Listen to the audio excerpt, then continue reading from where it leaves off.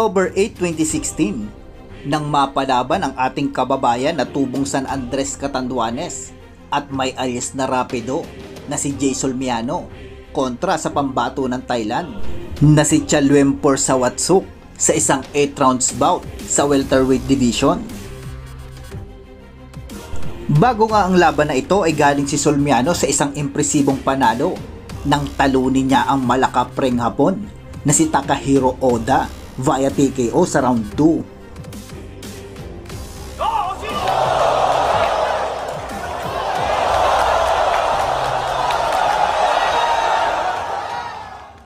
Si Solmiano ay naging WBO Asia Pacific Super Lightweight Champion sa taong 2012 hanggang 2013 at napalaban na rin sa isang kickboxing tournament.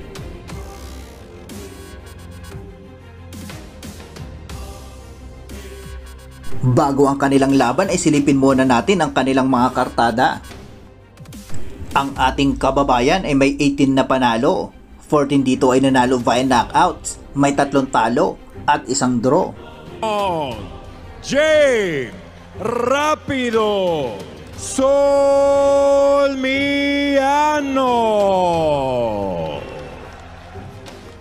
Habang ang Thai boxer naman ay may impresibong record na 17 na panalo, 13 dito ay nanalo via knockouts at may nag-iisang talo lamang.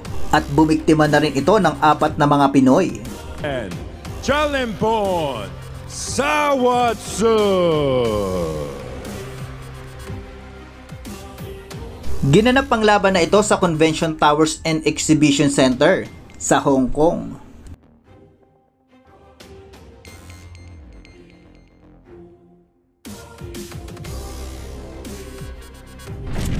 Panoorin po natin ang kanilang naging bakbakan. One command, I say stop, you stop. I say back, you 1 foot step back. Protect yourself on time.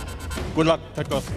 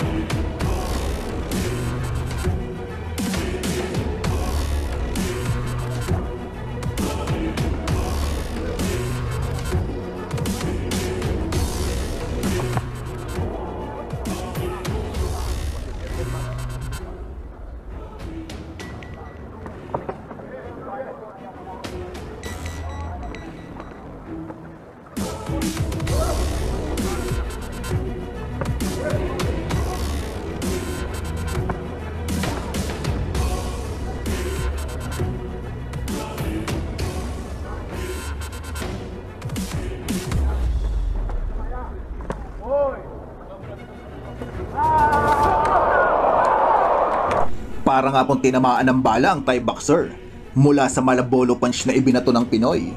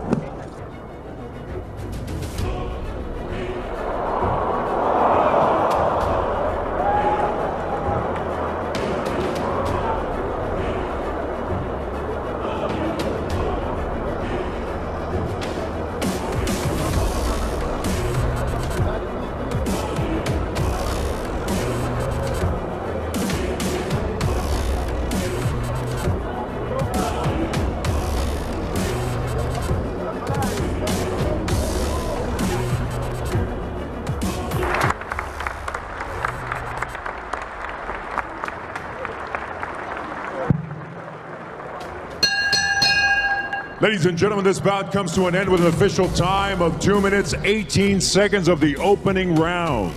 Your winner, by way of knockout, fighting out of V2 Boxing Gym, Hong Kong, Rapido, Jay Solmiano. Ito na rin ang naging huling laban ni Jay Solmiano at tuluyan nang nagretiro sa boxing. Siya ngayon ay kasalukuyang naninirahan na sa Hong Kong at isang gym instructor doon.